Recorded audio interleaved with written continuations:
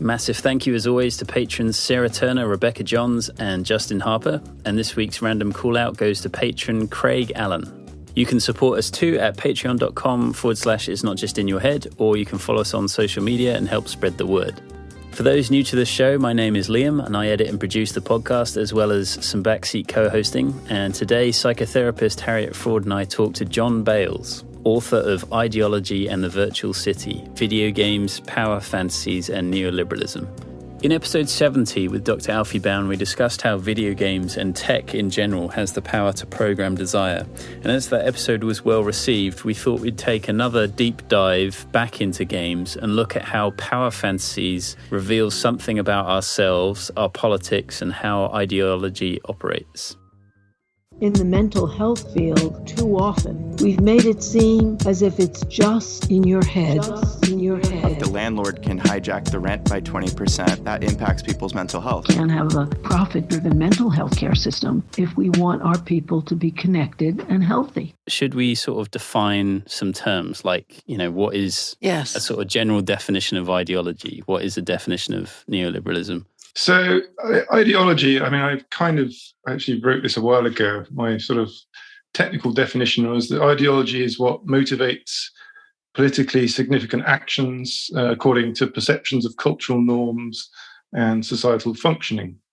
And I kind of look at ideology in terms of how it functions, which is not just belief systems, but a set of kind of unconscious assumptions, and then on top of that, conscious beliefs, which don't necessarily match. I don't know if you're familiar with Slavoj Žižek's theories of ideology, where the defining kind of phrase is, I know this, but yet I do something anyway. So I know this is wrong, but I do it anyway. What we say we believe isn't necessarily what we do. What I've kind of added to that is that we also have this kind of rationalization that moves between these two things. So, we have these things that we believe in, like we believe that we should recycle, for example, but we don't always recycle. So how do we rationalize that? How do we justify that gap to ourselves? So that's all part of how the ideology functions, I think.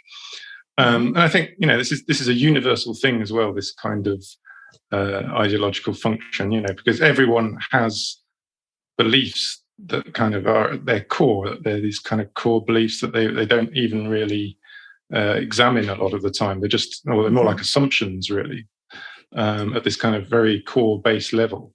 Not that they can't be changed, but, that they're things that were kind of attached to at a very kind of core unconscious level. And I think, and that's something that everyone has. And then the other thing when you're looking at ideologies, of course, is, what are the ideologies? What is out there? What are the kinds of things in any particular society that have, kind of traction and that a lot of people believe at the same time, which makes it an ideology, not just an individual thing. And, from the book, you'll see that it's not only the kind of sort of traditional ideologies like liberalism, conservatism, socialism, etc., but these kind of ideological positions, which I think, in a lot of cases kind of take the place of some of these more traditional ideologies today. There aren't a lot of people who are just clearly liberals, conservatives that believe the kind of, the central tenets of these things. It tends to be a little bit more complicated than that. Which is why I've come up with these other positions like sort of cynical self-interest and hedonism and so on, which I think, can help explain these things a little bit better. Then that sort of brings us to neoliberalism, I think. The ideologies that exist within a particular society, say, are kind of responses to a kind of background ideology, which is kind of a dominant ideology, but it's also, it's not one that necessarily announces itself as such. It's sort of a behind the scenes kind of pressure on our lives, expectations on our lives that aren't necessarily formulated clearly. They might be in some societies, it might be a religion in a theocracy or something like that, but what I'm talking about here is neoliberalism, which is something much less clear. It's not like a doctrine that people are constantly telling us we must follow. It's more like just more of a nebulous set of expectations and demands and pressures that tend to kind of define the things we believe in, and our whatever our ideology is, it'd be some kind of reaction to that, whether it's a positive one or a negative one, or a bit of both, which is, we might be dissatisfied with some aspect of neoliberalism, but still end up following it at some level. And as for what neoliberalism actually is, well, it's first and foremost, it's more of an economic and political system, in which where markets become the most important thing, and the state is designed to become the guarantor of smooth running markets. And it's often, we think of it as the small state, the state that does very little. But I think originally it's more the case of, the state takes a back seat until it's required, and then it is there to break up monopolies if required, or bail out banks if required. Whenever capitalism, because capitalism is full of contradictions, it will undermine itself. The state is supposed to do this, but nowadays we tend to think of it, or it's become neoliberalism's become,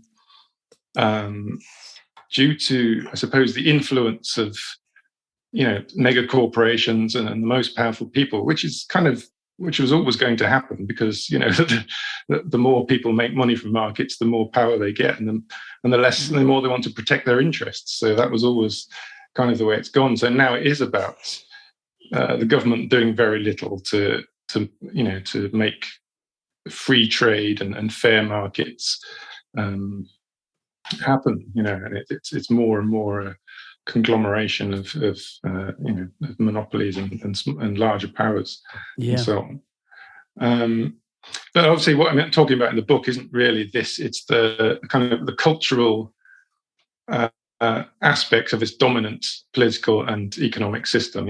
What's the culture that it creates, and therefore the ideologies that come from that. And we're talking about everything's sort of sold to us as about these free market ideals. We've got the qualities of things like individualism, personal responsibility, not relying on others or the state, entrepreneurial energy, entrepreneurialism, competitiveness, treating other people as kind of ends to a means, and this focus on constant self-improvement. You're always trying to be the better version of yourself.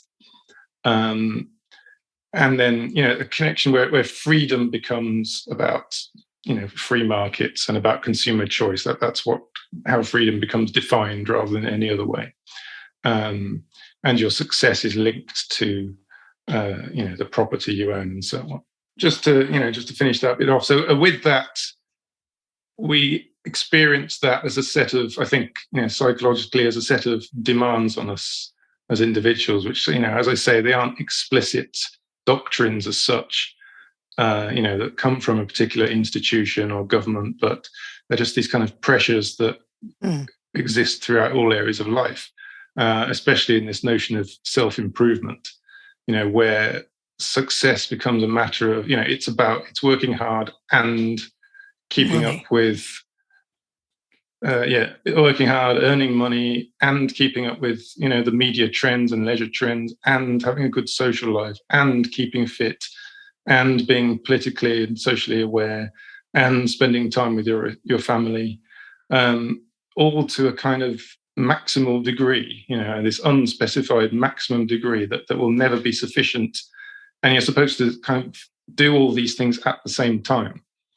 And then as soon as you overdo any one of these things, or if you fail to meet your goals by doing things, it's your fault. It's always your fault. It's always this personal responsibility. It's never the system that's at fault. That's the kind of the thinking we've been programmed to have, So I think, it's interesting, when you say it's not just in your head, I think this is kind of at the crux of it, this isn't just in your head. This is the pressure you're under, and this concept of self-improvement and constantly shifting boundaries, where you're never sure really exactly what you're supposed to do. You're never sure what's enough and what's too much. But that is a kind of the pressure of neoliberalism as a cultural phenomenon, as an ideology, I think. Yeah. Well, I think those are really important. I also think that we have to look at each one in terms of its contradictions, because the contradictory ideologies to which we're subject are: you should be good to other people, you should screw other people if it's ever in your advantage, you should get ahead no matter what you have to do, you should be ethical, you should spend time with your family, you should stay at your office until after everybody's gone to show that you do well, and so on. And so that neoliberalism also, I think, unlike games, have a totally contradictory set of simultaneous demands, which is very confusing and difficult. But I wonder if that's part of the comfort of games as well, is that they give you sort of defined things to do, and that, it's pretty clear what you have to do, and here's how you do it. And, that's where that sense of like, I'm up for this. There's sort of very little doubt in one's ability to, play a game. It's never, it's pretty obvious that, what you have to do to succeed. And you can win. And you can win in this game. Whereas in the game of life, you can change the world. That's right. As well. Yeah, and you know exactly what the consequences are. You know what the rules are. The rules are clear all the time. Or you can find out what they are by testing them. They're not going to suddenly change on you. You're not going to suddenly be told. Well, some games actually do play with this in different ways, but you're not suddenly going to be told usually that actually you were doing the wrong thing all along, and this isn't the way to success, and and so on. So it is a good escape in that sense. Yes, right. And also the another sort of justification, I guess, in terms of examining video games is you state it fairly early on in the book that video games are part of this sort of background of the economic system we all live in, and so they're sort of embodied with all kinds of neoliberal values. And then in the course of your book, you sort of actually do unpick these things that are previously, silently spoken or sort of ambiently you sort of absorbed by ideological osmosis or something. But I think, the sort of key psychological angle on all of this is the idea of power fantasies. And one of the sort of, I think it's in one of the first chapters, you make this point that power fantasies imply a dissatisfaction with reality and the perceived impossibility of actually resolving it. So in your book, as you said earlier, you sort of identify these 4 archetypes and essentially a set of attitudes or behaviors that the game character embodies, but actually really encapsulates attitudes we have in real life as a response to the environment we find ourselves living in. So just to sort of jump into the kind of the meat of the book, I thought it'd be kind of fun to go through these archetypes one by one and explore the games as well that go with it. So the first, for some people who haven't played these games but may have heard of them, maybe some sort of like general quick overview of what the game is, what it does, and the power fantasy that goes with it. So like the first one was Saints Row 4. The thing to say about them as well is that all 4 of these games are set in urban settings. Where you're based around a city most of the time. You have some freedom at least to move around this city, and so that they have parallels to modern day life in that sense. They're not complete fantasies or abstract things like a Tetris or whatever. They do have some parallels to modern day reality. So that's kind of why I chose them, because of that. That they deal with, themes that we're more likely to deal with in real life. Yeah. However, the context, which really impressed me so much, since I don't play games like this very much, is that capitalism both sets up these untenable contradictions and sells a way to escape them in order to make money for itself. Yeah, and I think a couple of them in particular, I've looked at the kind of more the consumerist side of it, which of course includes games itself. A couple of the ideologies I'm talking about. And that is part of it. You're escaping into something which isn't actually an escape, I guess. It's part of the capitalist system. Yeah. Selling you that escape. Well, actually, just sort of riffing off was it episode 70 with Alfie Bown, where he was saying, like, with his sort of angle on it is that video games shape desires. And so, you can enjoy shooting someone in the head, for example. But there's that idea of in these power fantasies you've identified, it brings up that question of, like, are these power fantasies even yours? Are these things you actually want, or are they sort of expressions that the system sort of has embedded in you as things worthy of wanting? Which is also sort of an interesting, I guess, side note. But anyway, sorry, we all got sidelined then before you were able to talk. Yes, archetypes. Yeah. Yeah, I mean, I think that's the kind of contradiction there. Just to quickly touch on that these games, they're kind of, it's as if they're identifying a problem with the system, but the only solution they have to it is still within the system. And that's the kind of paradox they have. They can't think outside the system to solve the problem that they have with it. Even with a power fantasy, the power fantasy is still kind of defined by neoliberal ideas, really. So just the games quickly then. The first one is Saints Row 4. This is a kind of open world, which is a kind of a city which you can just travel around as you wish. You can go anywhere pretty much from the beginning. And these kind of open world games, and the next one as well, Grand Theft Auto, just to bring that in, that's kind of one of the pioneers of this particular type of game, where you're free in a city to kind of do what you want and wreak havoc, and there's just all kinds of things you can do, and just drive cars crazily and run around shooting people and so on. And Saints Row is one of these, which kind of takes it to a very sort of comical level, a really kind of over the top level. And in this particular game, you're actually transported to a kind of virtual version of the city that the earlier games in the series were set in. And you even have like kind of superpowers, so you can jump really high and run really fast. And it's about this kind of this hedonistic ideology, which is a very consumerist ideology, in which the idea is, I suppose, that if it's really kind of absorbing the neoliberal idea that consumerism is fulfillment, that you can be fulfilled through consumerist pleasures. So, and it's kind of taking this to a kind of ridiculous degree, where the characters in this game are just full-on hedonists who are just constantly seeking bigger and bigger pleasures, and being more reckless and violent and so on. What I thought was really interesting was that in the previous game, this is Saints Row 4 I'm talking about, the previous game, the third game, Saints Row 3, which is still set in the world of Saints Row in a real city. It's kind of confusing because obviously these are not real cities, but the fourth game is set in a virtual reality, even within the world of the video game. So it's obviously the previous games, they are virtual, but this is a virtual city within the virtual city kind of thing.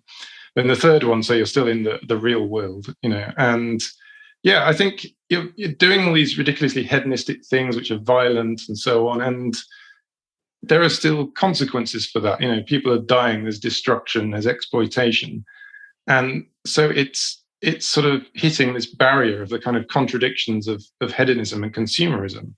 The cost of reckless consumerism is suffering and waste, environmental destruction, and so on. So our dreams of, fulfilling ourselves through consumerism just end up destroying the planet and leading to mass exploitation and so on. So in the fourth game, what happens is you have this alien invasion, and aliens actually destroy the world and then create a simulation of it, which you're then placed into.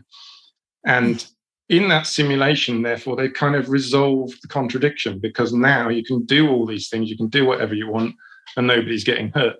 There are no real people in there. There's just aliens, and they're evil anyway, so it doesn't matter. And you have these superpowers, so it's even better. So they've kind of resolved this contradiction now, but at the cost of destroying everything, destroying the world. Well, that suddenly makes me think about like the metaverse, or just like what happens online in general. It's like, if we create a virtual world that everyone lives in, then we can sort of hide all the problems that exist in sort of fabricating this virtual world. And what does the virtual world itself cost in the real world? What's the effect of it? All the materials needed for, all the energy needed for it. It has a human cost and an environmental cost. And, so yes, the cost of freeing yourself from the contradictions of capitalism, it's too much to even contemplate in a way. So, I think that's what's happening here. And that is actually a very good sort of parallel, I think, to think about. I think even more since I've written the book, all this stuff we hear now about the blockchain and NFTs, and of course, the metaverse and so on, and how, bad they are for the environment and so on, and the resources required to keep them running.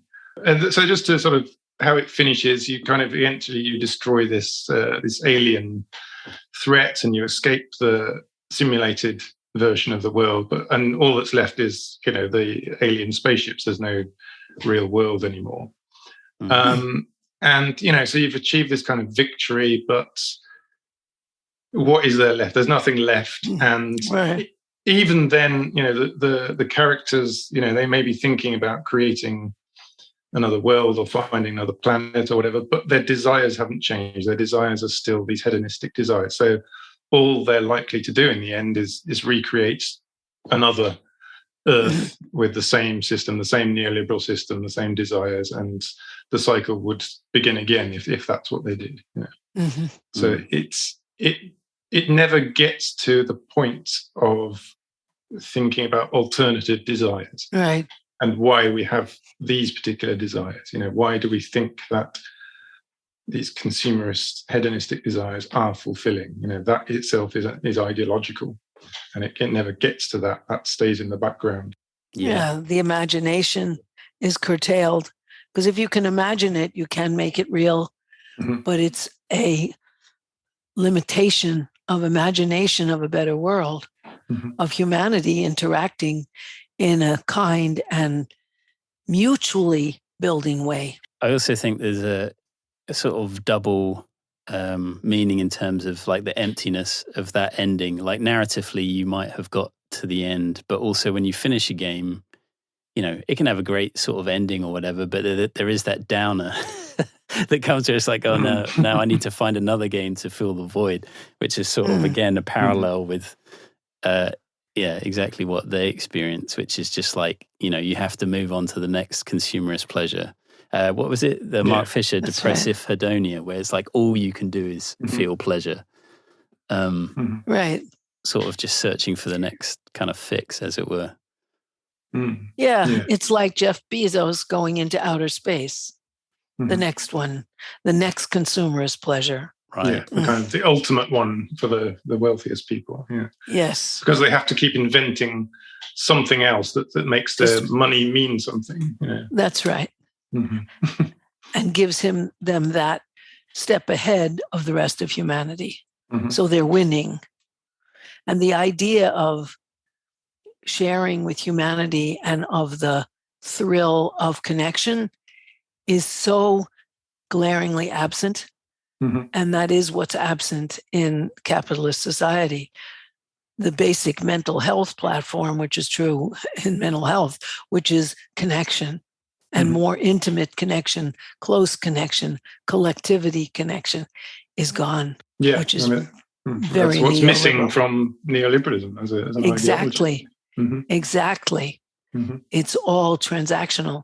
And Yep. you could see it in the last US presidential election, where you had three basic couple types. You had neoliberal Clintons, who have a corporate partnership between the two of them, Hillary and Bill, and that's about it while he's out screwing everything that he can catch.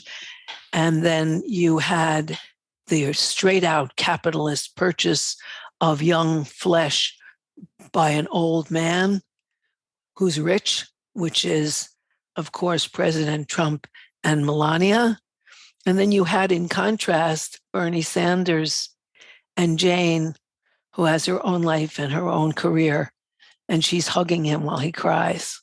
It's the alternative of the two neoliberal possibilities and the socialist possibility. Well, it's interesting because you could say that the sort of silver lining maybe to all of these games, or the archetypes, is that didn't Zizek have this thing in one of the films that he did where he talks about Rammstein, and that like it allowed everyone to sort of go and have this sort of ideological experience, right? Like everyone is participating in this thing all at the same time. They get to sort of do, semi-demonic things, and then they get to go home and no one got hurt, right?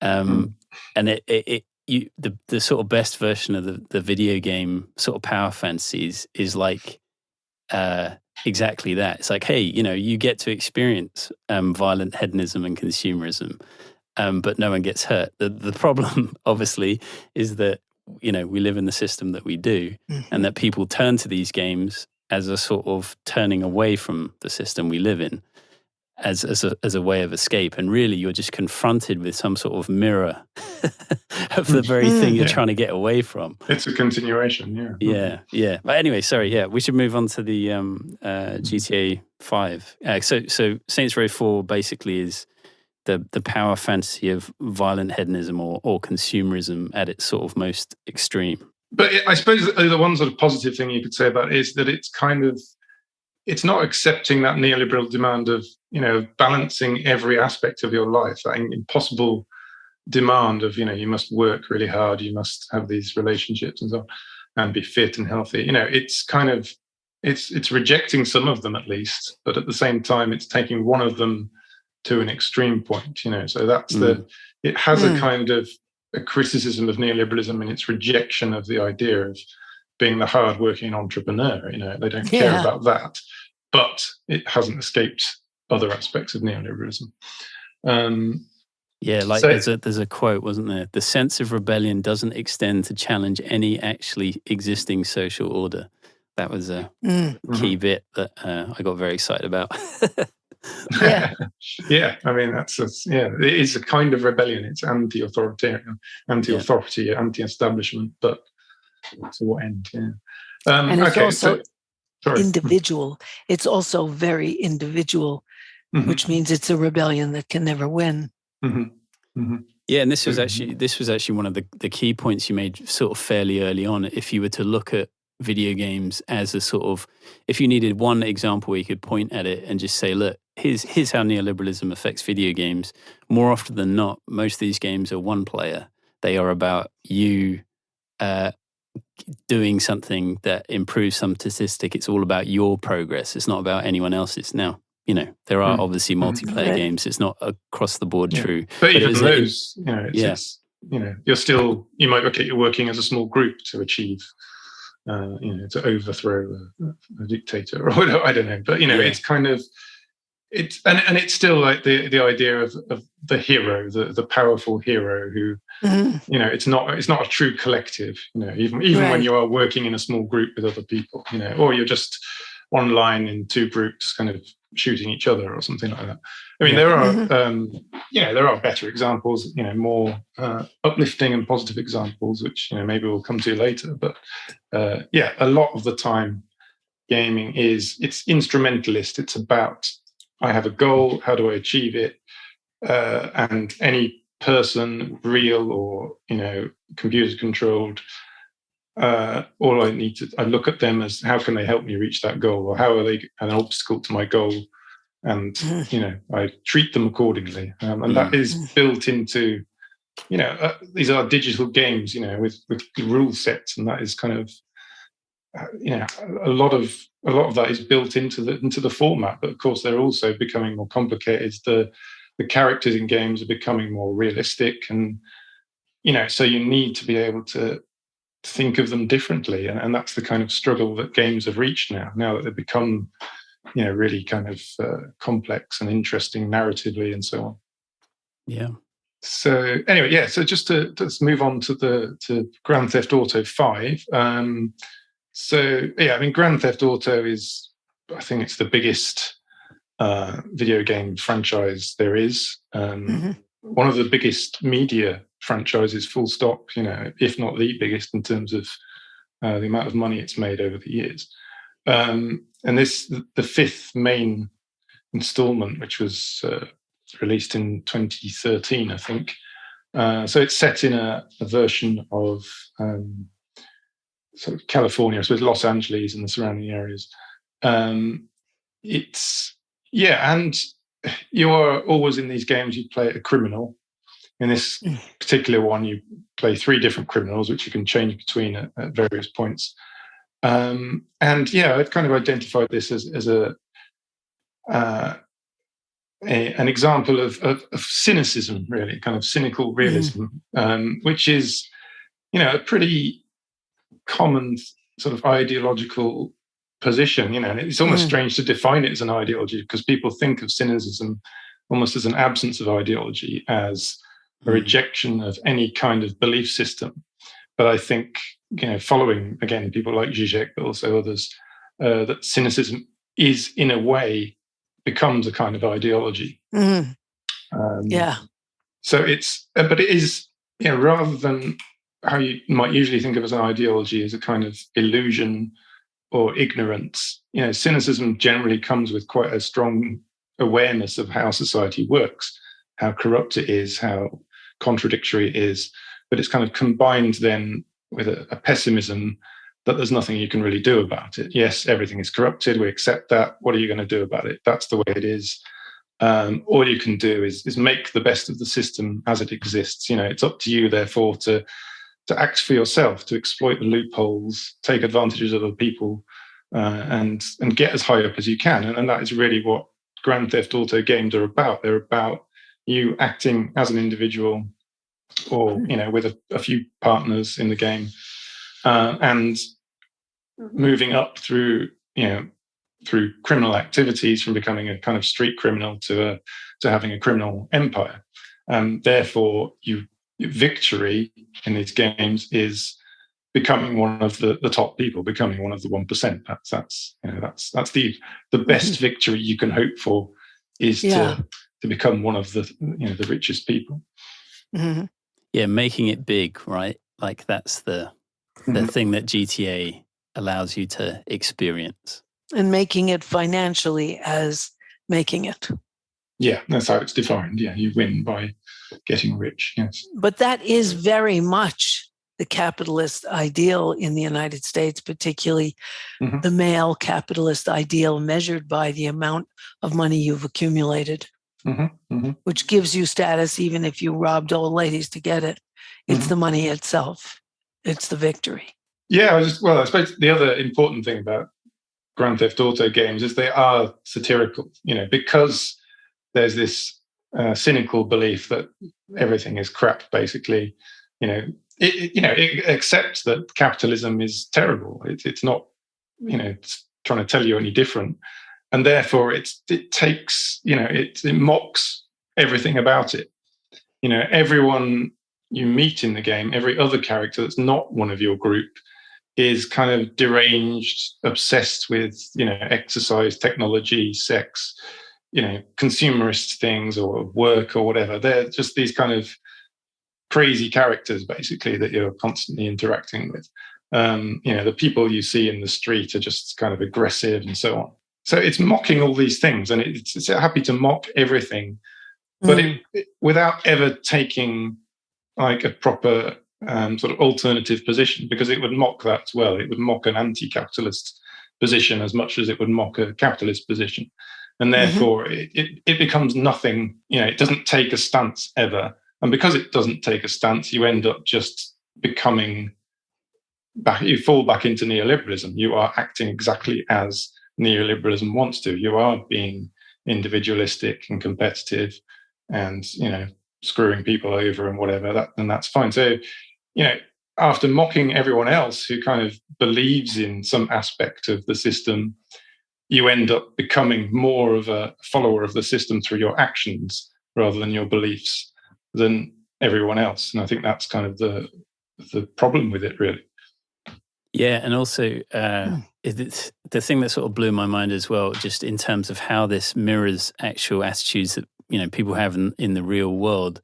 There's this quote you have: cynics actually enjoy their apparently reluctant conformism, or how committed they are deep down to their actions. Now, there's this sort of really interesting thing in story writing or script writing, where it's like, it's not what your character says that's important, it's what they do. And I think it's really fascinating hearing your sort of definition of ideology being in that gap. Like, we can say things, but then we go and do the opposite. And this is very much a Zizek sort of theory of ideology, so I'm kind of just building on that in a way. It's sort of fascinating, and then also the point about that GTA doesn't really ever look at itself or name itself as any part of the problem, because in context of actually being in the real world, it would actually upset its key audience. GTA, as much fun as it is to play, and or in agreement with some of the anti-capitalist messages in it, doesn't, like all these games, doesn't ever really go far enough in revealing what's sort of behind the curtain, as it were. Yeah, and I think it's cynical as a product as well, in that it knows which buttons it to press. It hits, it'll mock gun culture in America, it'll mock religion in America, and so on. And it'll say, I don't know, and things like this, sort of the obvious targets in a way, the usual targets. But yeah, it'll mock business and corporations. It'll mock. There's a sort of version of Facebook in there which it sort of it mocks and so on. But it won't do anything that would offend its kind of, I suppose, core kind of young male audience, which is, it's still kind of aiming at that, the kind of comedy that those kind of people would laugh along at anyway. It knows what it's doing. It wouldn't suddenly sort of disrupt, their sensibilities or really challenge them in any way, I don't think. That's right, because affirmation, believing, is a vulnerability. Hoping is a vulnerability. And so it eliminates that vulnerability for people who want to imagine they're invulnerable because they're hurting all the time. Yeah. So and it allows everything to be mocked without having to take responsibility for anything yourself as well. Exactly. Exactly. Yeah. Or a collective responsibility. Obviously not individually. Well, also there's that element of that. You do have to, within that sort of cynical ideology, that you accept that you have to work a lot to get the things that you enjoy, right? Like there are tasks obviously in the game to do. There's essential virtual labor you have to do. Some of it's fun, some of it's just a grind, and you're just like, why the hell am I doing this? And certainly with a lot of video games, I have definitely tuned out because I do feel like I'm at work or something. And you become a taxi driver or something. And at a certain point, that with real jobs becoming gamified, like driving an Uber or Deliveroo, it does all start to, they are fundamentally different experiences, because chances are that you're panicking about paying for food or rent or something when you have one of those jobs. You're forced potentially into that corner, whereas in a game, potentially that's not what's happening. But there's still this sort of virtual labor thing, which sucks as much as real labor does. But that's implied. That's part of the cynical position. It's like, I have to do this to make it big. Yeah, I guess the thing that's kind of the missing thing is the recognition by cynicism that it is itself an ideology. It always feels like it's above everything, looking down and mocking it. It's, what's missing is that it's unable to look itself as an ideology that actually props up the status quo. Yeah. It's unself-conscious in that way, even if it's so self-centered. Yeah. Mm-hmm. That's the contradiction. It can never really look at itself fully. Yeah. And I think we all know people like that as well. Yeah, because self-consciousness and irony means you can see another alternative and smile from the outside, because you can see it might be different. But these people are narcissistically obsessed, and they can't have an ironic sense of themselves outside. What are you doing? Does this make sense? No. Yeah, whereas everything else they view ironically.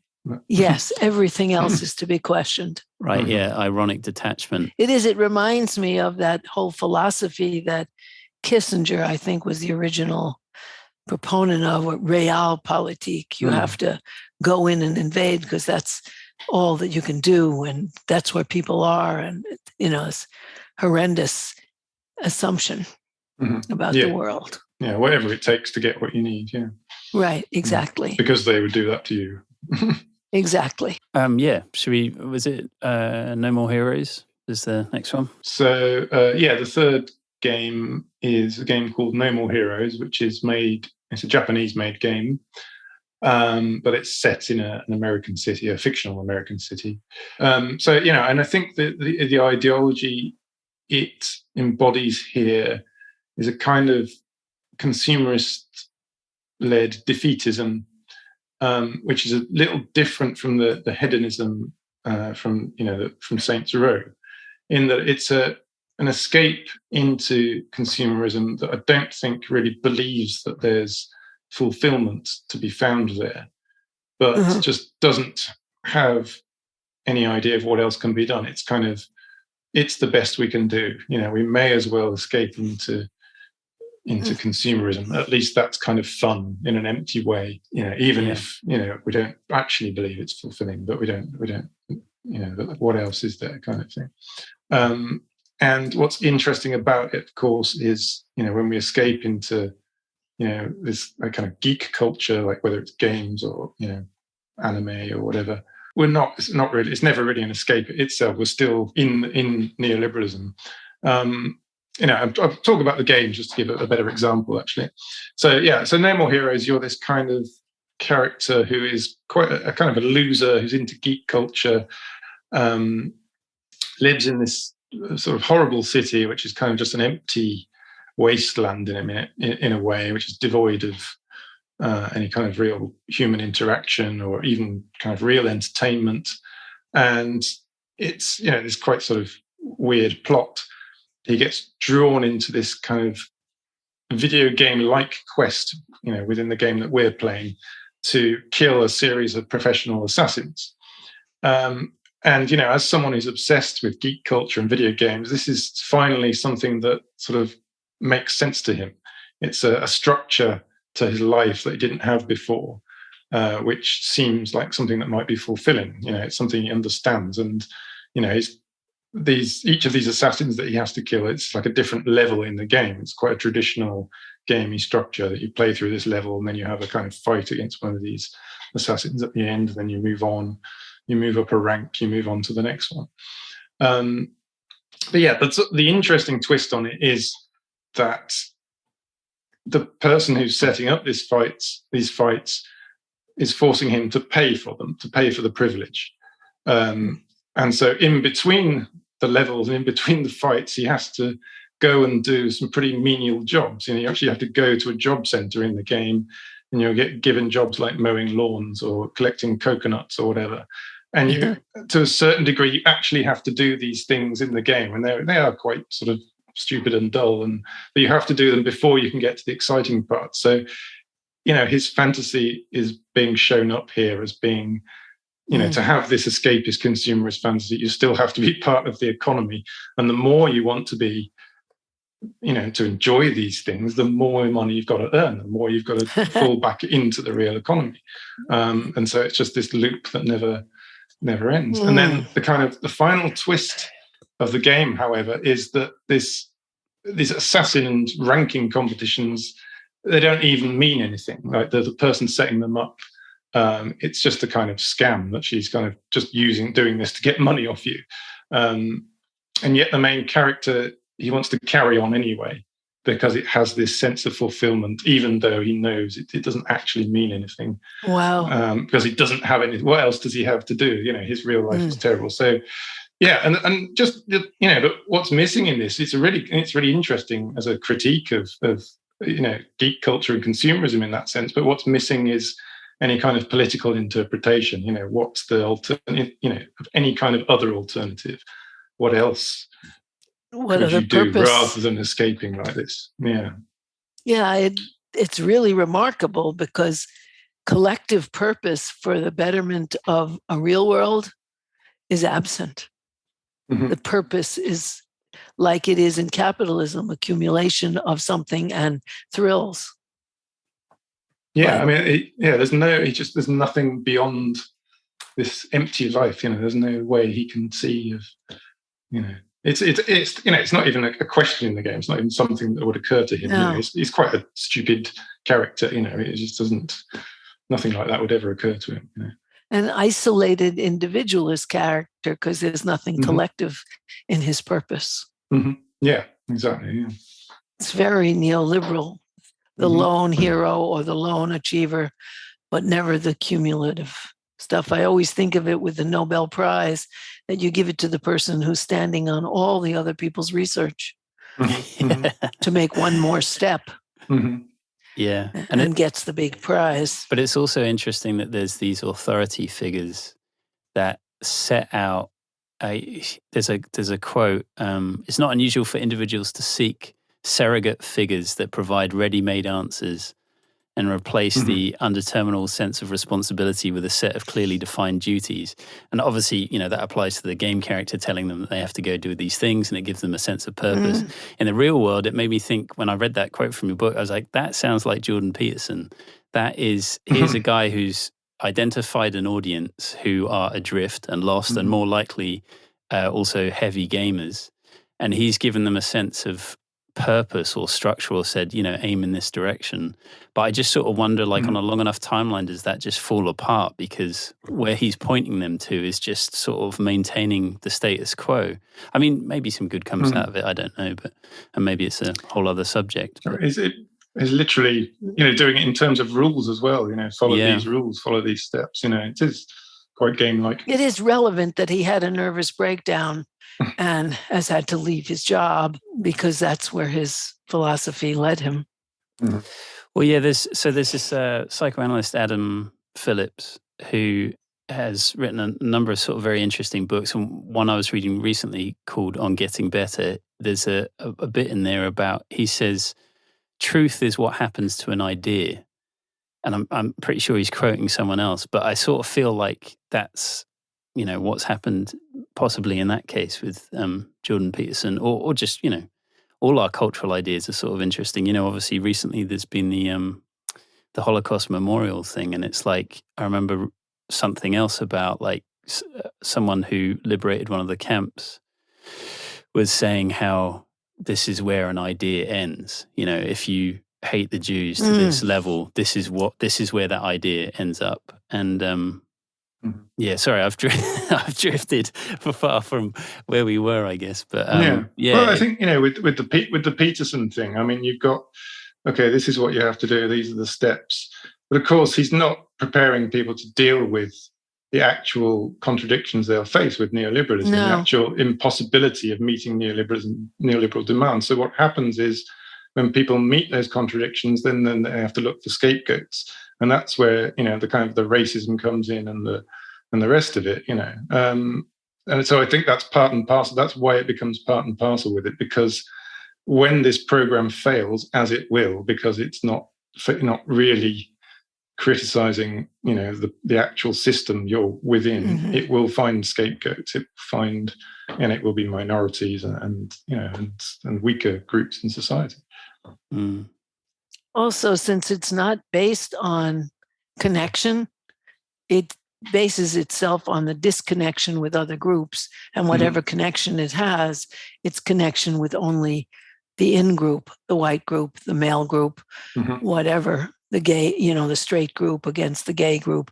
So it's never the human inclusion of the whole humanity. It's the opposite.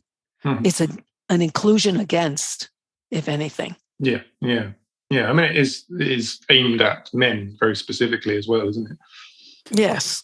You could say, some of the connection stuff is slightly glued together with the religious angle that he's coming from, because in some ways he's sort of promoting sort of Christianity, and, for people who are of that persuasion, they find a lot of meaning in their faith or sort of meeting up with their community. So that's where, religion really has glued certain ideas together, hasn't it, and people together. So that's where it potentially is effective in terms of the kind of humanness of it all. But also ineffective because you are the true religion and everybody else isn't. And so you are disconnected from them. And where they succeed, it's because they actually have a communist product, a communist process, because they have the women's group and the men's group and the children's group and the this group and the that group, while saying it's the individual relationship with God that allows them to exist. So they're full of contradictions, because they're creating a sort of a communist collectivity while denying that and only relating to God through the authority of the minister. It's kind of full of contradictions, and is collapsing in the United States, which is the most backward and religion-friendly of the wealthy countries. Evangelicals, in spite of the cheering section from dominant groups, they're diminishing. Their young people are leaving because the dream doesn't hold. I think sort of circling back to this sort of particular insight around this particular archetype, I think it's the sort of broadest one. I certainly sort of to some degree identified with it, or can know many people that would fit under this category of like escapism / defeatism, like that you recognize the system is huge and powerful. What can you do about it? Well, might as well have a good time while you're here. Right. And that's as far as it goes. Whereas, you make the point with all these games that they sort of don't look outside of or for alternatives. They accept that there is no alternative, and these are the sort of only ways of handling the world. Yeah, I mean, it's again back to the idea of the background ideology. Neoliberalism is a background ideology which isn't like visible necessarily, and can you get to a point where you identify that as the real contradiction, the real issue, and therefore you can formulate an alternative, whereas I don't think any of these games get to that point. They never reach the background, and that's where they fall short. But the interesting thing is, like, in that failure, they're all finding flaws in the system without identifying it as neoliberalism, as the problem. And because they do fall short in the end, they leave open this question that we need to find an alternative politics, an alternative ideology, and alternative desires, and so on. They leave that open. I think, at the very least, there's a sort of little sort of door open there for us to kind of then figure out what it is that's missing from them. Yeah. Even though they don't have kind of signs, this is where the exit is. Yeah, I mean, this is obviously, and this is my interpretation. I'm not saying anyone else would necessarily think of it like this. And should we move on to the last one, Persona 5, or was there anything? Yeah, sure. Yeah. Well, the ideological position I'm dealing with here is kind of reformist position. So again, it's a position that identifies a lot of problems, significant problems within the current system, but tends to frame them in terms of, corrupt individuals in the system, or specific injustices and instances of injustice in the system, rather than faults in the system itself. So it's always this, it's quite I suppose it's sort of almost this kind of quite a mainstream political position in a way, quite a Democrat position, I suppose. that we just need reform to fix the system. Yeah. But we believe in the system. We believe in democracy, and we believe in meritocracy. If only we could rid it of these little things, but it doesn't recognize that those things are symptoms of the system itself. So in the game Persona 5, so Persona is a series, again, a Japanese-made series, which is set in Japan. This one's set in Tokyo itself. And it's a kind of role-playing game where what happens in all these games, there are different characters in every game, but you play a teenager, a high schooler, who has to do normal everyday things. You have to go to school, and they have these kind of lessons, and they're all very short in the game. It's not like sitting through actual full lessons, but you have to do that, and then you socialize after school, or you might get a part-time job after school, and you have to juggle all these things. But at the same time, there's the supernatural side where you're sent into this kind of alternate dimension, which is a kind of dark reflection, or almost the unconscious reflection of the reality. There's a lot of psychology in these games, especially Jungian psychology. And you end up having to go into these dimensions, and where you become a persona. Your persona is this inner reflection of yourself, which is what you need to fight these demons that are in the other dimension. So it always has these two sides to it. The team of characters that you have, they experience corruption and injustice at school, in politics, in the legal system, and so on. So it's always confronting these injustices in the system which make things unfair, but it's always an individual that's the problem. And what they really want is they just want the system to work as it's supposed to. They want to be able to enjoy their school life and their social life without having to do all these other things, and have a fair chance, and it's the way it's presented in the game is kind of a generational thing. So it's the older people, they're kind of the establishment, and they're taking advantage of the younger people, or stopping them from fulfilling their potential.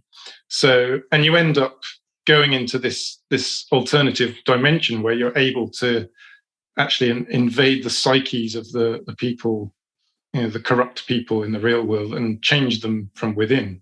Which is interesting from an ethical point of view. If you could go and change someone's actual psyche, their actual subconscious, should you? Even if they're terrible people, do you have the right to do that? So I think it doesn't really confront that properly, I don't think, that kind of ethical issue. But anyway, they do this, and then it goes on, and they do this to various people, and so, and then kind of in the end, they've managed to do this. And there's all these other supernatural things. It's a very complicated story, and there's lots of other things going on. But in the end, they've got the society they want, in effect, because they've fixed these people, and they've fixed even the apathy of the general public. But what they haven't done is actually changed anything of the system. So what's to stop all this corruption coming back, and what's to stop all the apathy coming back? It doesn't get to that point. It doesn't answer that question. Missing that systemic interpretation. That's fascinating, but it also means that it doesn't recognize that the way the neoliberal system works is to try to fix our dreams to begin with, to go in and fix our subconscious and fix our dreams and limit our expectations. And they're reversing it on an individual level, which is interesting. Yes, and making them, again, more normal, making them fit in, but in this case, because they're such terrible people, but even so. Right. Yeah, and this idea that in real life that there is a sort of apathy for political change because people don't really, again, individualism is the only answer. Therefore, I'm powerless. I don't know what to do. I give up. And so you kind of make the point that this sort of apathy that exists in the real world may well be entirely because of the system that we live in, which asks you and demands you do all these things. And you're like, man, I'm trying to do everything. I'm trying to juggle all this stuff, and I have to be politically engaged. It's like, screw that. All the while not realizing that you are a political subject, and you're doing exactly what you're supposed to be doing, which is not engaging. Or engaging at the very superficial level of, picking between two teams every 4 years. Yeah. That's what you're expected to do. You're not really expected to make yourself knowledgeable. Yeah. Having a voice is voting. That's it.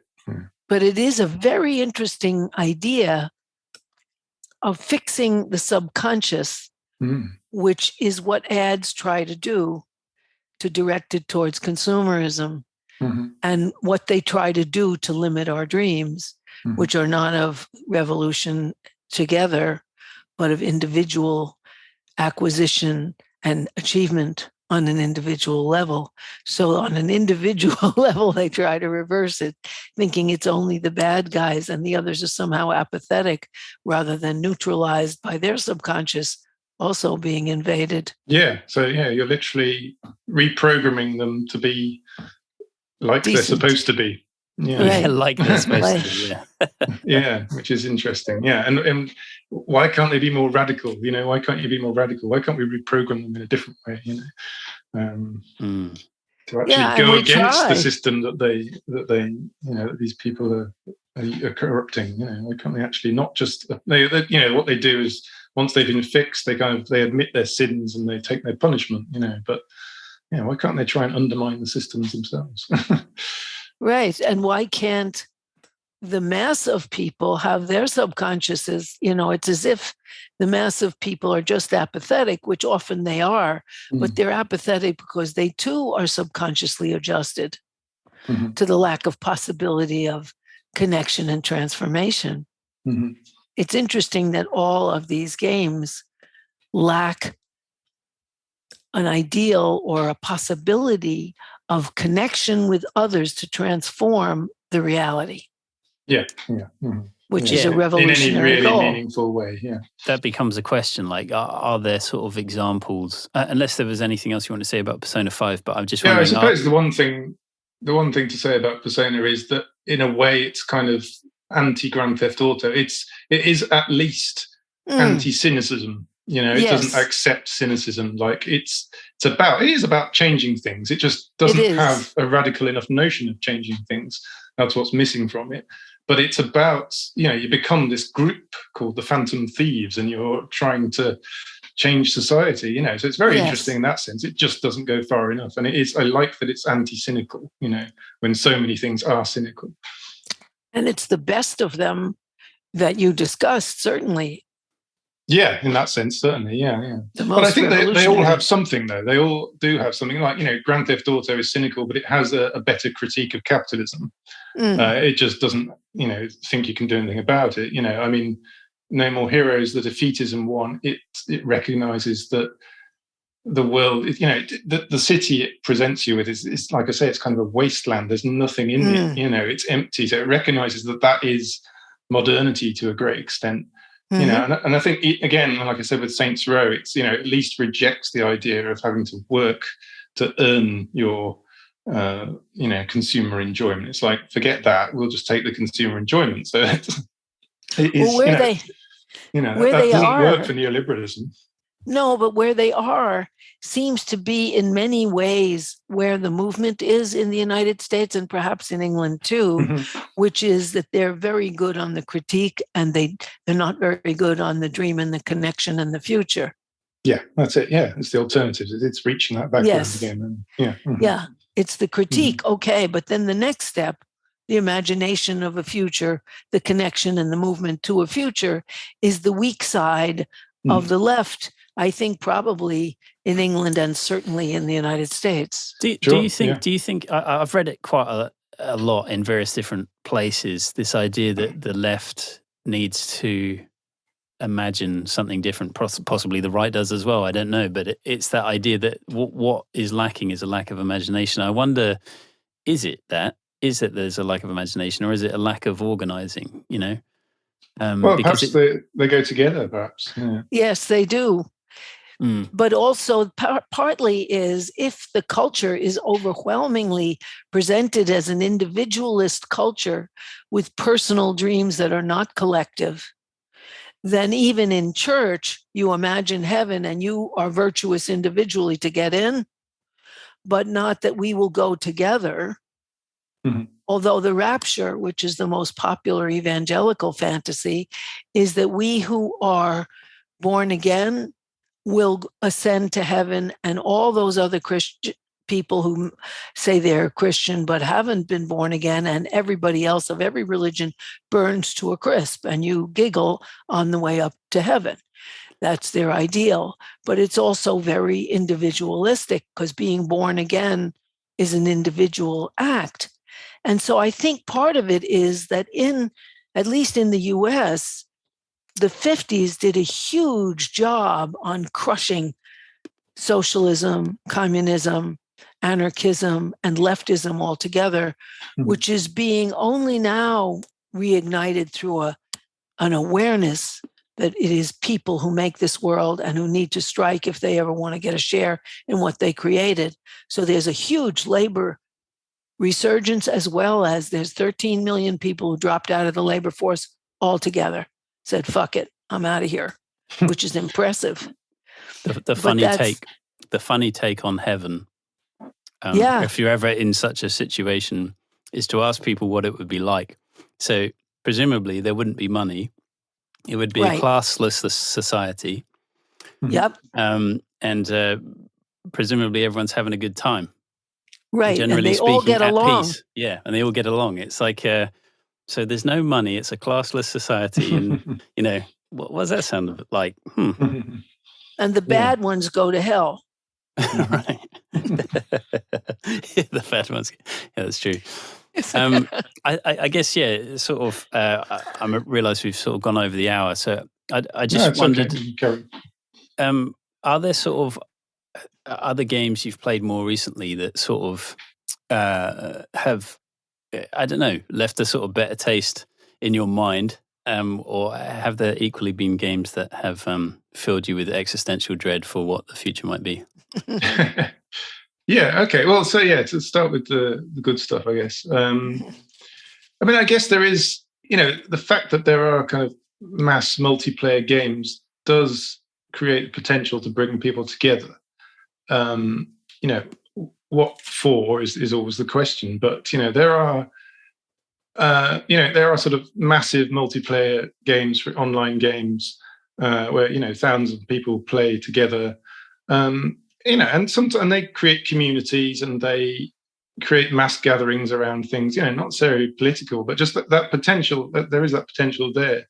And just to think of an example from last year, or was it the year before, a game called Animal Crossing, where you have your own little island, and you basically it's quite a capitalist game in a sense, in that you go about farming and making a little house and decorating your little house and exchanging shells that you found for stuff and so on. But during the COVID pandemic, where there was a lot of Black Lives Matter stuff going on, people couldn't go outside. It was all locked down. People were putting BLM signs and wearing BLM clothes in their game, because you can customize your little character in your house and so on. So, and that kind of spreads. And so there is a way of spreading things, just using that online functionality. I'm not saying it's been used for anything really radically political yet, but it has that interesting potential. I think, if we're talking more about sort of, individual games and the actual kind of like single player stuff and kind of narrative themes, I mean, there are a number of examples, but usually smaller games, made by independent developers in a lot of cases. I mean, a game I played just over a year ago, I think, called Paradise Killer, which is this strange kind of sci-fi game in which you're in a kind of a society ruled by this kind of demon-worshipping, genocidal ruling class, and you've got to investigate the murder of their ruling council and decide who is responsible. But the fact that you're given free rein to decide what justice is and who gets punished is interesting, because in the end, it's perfectly acceptable to say, well, actually, all these people are part of this ruling class, so they all deserve to be executed. So and it has this kind of it's dualism. So you're doing this actual investigation and trying to find out who is responsible, and by the end of it, you should have answers. So then it's your choice. Do you just bring those who actually were responsible for this particular murder to justice, or do you say, well, they're all equally responsible, because of the system itself, and bring them all to justice? And it has a lot of sort of capitalist critique in there as well. So it's interesting. Wow. It is. And another game, which is actually a bigger game, called Death Stranding, which is made by Hideo Kojima, who made the Metal Gear Solid games, which I don't know if you've heard of those. Yeah. So this is a sort of post-apocalyptic game where basically the last remaining people live in kind of underground bunkers, and they're all disconnected from each other. And you're one of the only people who can actually walk in the outside world and survive in the outside world. And the game is about delivering things to people, even though it seems like the kind of typical action game type format. Actually, for the most part, it's about delivering things. You're taking things from one group of people to another group of people. And in the process, you're creating a network between them, a communication network between them. So they end up being able to communicate with each other. And the other part of it is that other players playing in their own game elsewhere, and yourself, you can all contribute to building structures in this world, like roads and bridges and so on. And this becomes a collective effort. And the best way to progress is to contribute the materials that you gather into these roads and bridges that will therefore help everyone. And I just think that's really interesting. And just the fact that it's not, you can't really kill anyone in the game. I mean, there are kind of fights later on, but it's literally about walking step by step to deliver these goods. So it doesn't make it a kind of heroic quest where you're just killing the bad guys. It's about, it's a difficult journey where you have to take steps, and it's one step at a time, and it's gradual, which just felt to me much more like a kind of, that's how a resistance movement has to start. It's quite, it's very gradual. It's not just a thing where you're this powerful guy and you win. So that's just a couple of examples I could think of. Yeah, it's great. I'd seen a lot of marketing for that game, and I never sort of played it. So I will go. I'm going to go away and play that.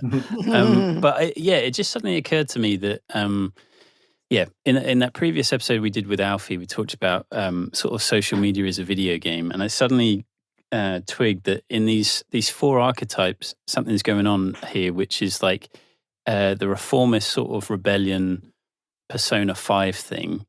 You mix with the GTA 5, like Cynicism or Making It Big, and you get sort of the crypto tech bro thing that's happening online, which is like, I'm going to make loads of money, outside of the state, screw the system, and I'm going to revolutionize, I'm going to, take the power back, as it were. Like there's a sort of narrative that goes alongside with it. It's not just sort of numbers, it's a sort of story. And that's kind of interesting. It believes it's an anti-establishment movement as well, doesn't it? Yeah, and it's sort of that power fantasy position, or at least a couple of them wrapped up together, which is sort of fascinating because that's playing out in real life, but it's still sort of done through screens. It sort of has that game element to it. Yeah, and this is now a big thing that this is now coming into games. These NFTs are, there's a lot of game companies saying they're going to start including these, so you can buy items in a game and it's yours and it's an individual thing, and then you could sell it on and all this rubbish. So it's like, so games are going to become, if this happens, they're going to become even more capitalistic as playing experiences, in the sense that now you're supposed to be buying and selling within the game. And it sounds like a nightmare. I mean, you asked me about some of the dreads I had, and I think, this is one of them. This is absolutely one of them. The technology being used like this, it just sounds, and, whenever I hear anything about this, I can never understand the point of it. I just like, why would you want to do this? Social currency, I guess. Maybe it's sort of showing off, like, I have so much resources to waste, therefore I am sort of king capital, and I'll have all the toys and all the everything that means. Could be part of it, but again, it's bringing more of the real world into your escapism, isn't it? Yes, it does. It sort of reminds me of one of the things that Karl Marx said to these industrialists: accumulate, accumulate, accumulate. That is Moses and your prophets. And so that's, can accumulate there too. Yeah, just keep it going everywhere. Yeah. Monetize everything. That's right. Yeah. So, and I think, to go back to the question, I think, about what I'm kind of, what I sort of dread in games is, I think that obviously games are a reflection of what's happening more generally. Everything that's happening is happening in games. So, the critical games that I just mentioned, most of them are very small, made. I mean, Death Stranding is quite an exception in that part, in that way, because it's a bigger production. But most of them are small indie games, and that old problem of, how do you get access to larger budgets and publishers if you're doing something that's, that's different and contains, ideas that are not seen as, the common sense ideas, and just the overall situation that we're living in, this neoliberalism that's, kind of failed back in 2007 and 2008, and has sort of since then survived on, more and more survived on the support of political extremists to keep going as it is, and the power of certain individuals, and platforms like Amazon, Facebook, and Google, and that the accumulation of power and influence that they have now is just beyond, anything we've probably seen before. And of course, games are a part of that, and they're technological media. And you can just see these big publishers merging more and more. Microsoft just bought one of the biggest publishers, Activision, recently for something like of games. Was it 80-90 billion dollars or something? It was something insane like that. And at the same time, the more cutting edge these become games, the more expensive they are to develop, the more people required to develop them, and the less risk they can take. So they they become flooded with other ways of monetizing within the games. Like, if you don't just buy the game, or perhaps sometimes you can play the game for free, but then you're sort of encouraged to spend within the game. Right. To buy new items and currencies that you can then use to improve your character and so on. And that's becoming more and more of it. And as these things, the big publishers suck up more and more of this stuff, that's only going to happen more, as far as I can tell. So they're not designed, to be thematically interesting or challenging. They're designed just to keep you playing. Like a slot machine. Just keep putting the money in buying until you get the buzz of winning. But then, just a positive note to go with that, I guess. The industry, or the people in the industry, are slowly changing. It is slowly, I probably emphasize slowly, becoming more diverse. And with that, bringing in different cultural and political ideas. And the demographics of gaming are changing. And in recent years, the variety of games that have been coming out is wider than ever. There's a lot of really fascinating stuff coming out. Obviously, again, the most fascinating stuff is usually smaller. It's getting less publicity, but there is more variety and width and a wider appeal than ever before, I think, and more ways of finding funding for at least lower level projects. And exciting.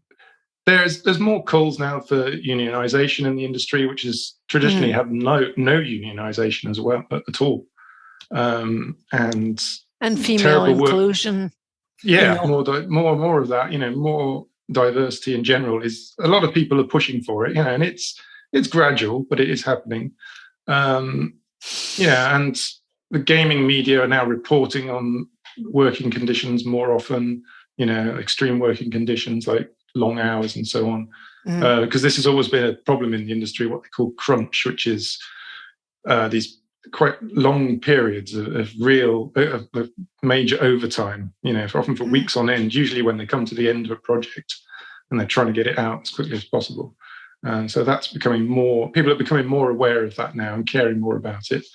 But in the end, it's all about, that you can see that those issues, they're all about capitalism, they're all about neoliberalism. and this unfathomably huge system, which is also full of contradictions, and whether games become something, a means of resistance or whatever, or a critique, depends on the wider society. And, is there a movement in wider society? If so, gaming will become a part of that. If not, it will. It won't cause anything like that, but it can be part of it. It can be part of an overall effort. That's wonderful. Now I'm going to have to sign off now, Sure. But I'm really glad to have heard you, and I can't wait to hear the whole thing again. Thank you so much. Okay. Bye-bye. Yeah. I don't think I really have anything else to add. It was like eating a good, satisfying meal. I feel full up. Yeah, I suppose the only other thing to say is that it all really comes back to ideology. The whole point of this is that the ideologies we might sort of see in these games are reflections of society. So the potentials of games are wrapped up in the potentials of society. It's how can we, if we can challenge these ideologies generally, then we get games that will do that more often.